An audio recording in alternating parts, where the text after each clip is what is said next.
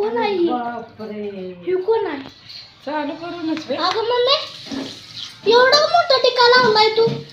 पप्पा काय म्हणून आल्यावर हा म्हणून एवढा एवढा मोठा मोठा- का लावलाय त्याची मग ती धरणात चिडावतोय ना अजून बी तीच म्हणत आला बाई. काय होतंय एखाद्या बरेला नावालवाने लावलं तर त्याला काय असतं या काय का नाव सगळे युट्यूब फॅमिली काय कोण लावत नाही ते एवढा मोठा टिक्का सगळे लावते ते का नाही. ह्याला किती हे वाटायला लागलं या हा छत्रपती बारकी लोक राहते पण आहे तेवढी नुसती चौकशी करत राहते ती आवड. ह्याला चौकशी शिवाय काय हे नाही. मला म्हणतो एवढा मोठा कशाला टिकला लावलाय आता एवढा मोठा किती मोठा आई तर एवढा मोठा कुंकू लावते असा तुला माहिती आता नाही लावत पण ह्याच्या अगोदर कितीतरी मोठा कुंकाचा टिकला लावला ते बाई.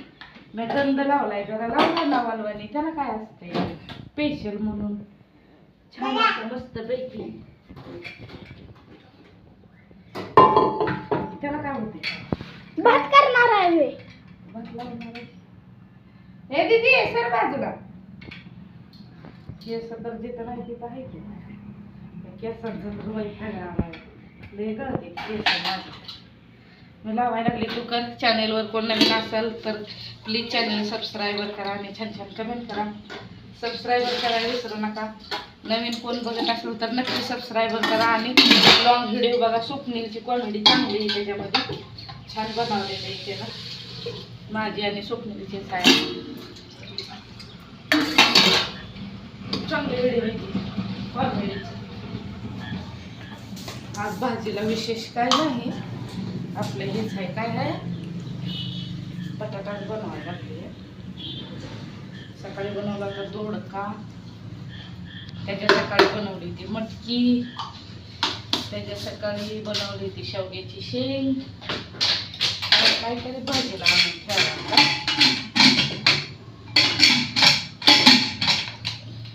आमच्या इकडं महापूर लय आलाय आज.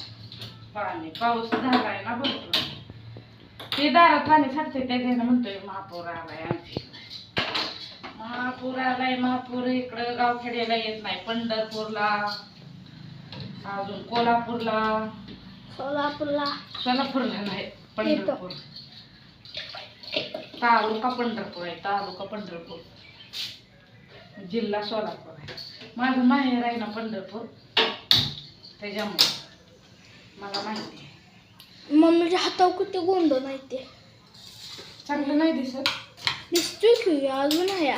एक दोन मी काढलाय लहानपणी काढलाय की गोंधळ एक कोण तिकडं अजून आहे हातावर लावलाय.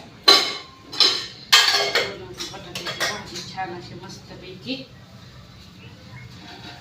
अगं मम्मी पूस ग म्हणून घाय लावलंय मला टिक्का मगाशी मी म्हटलं असू दे लय म्हणजे असं लावलाय ना मला आणि दिसलं गंध तिथं दिदीचा बारका म्हणून लावला हाय का नाही.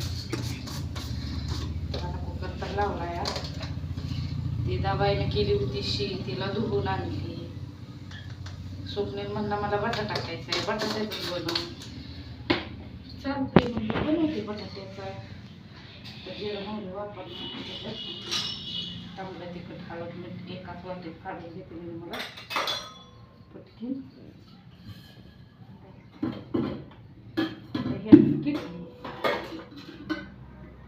तेल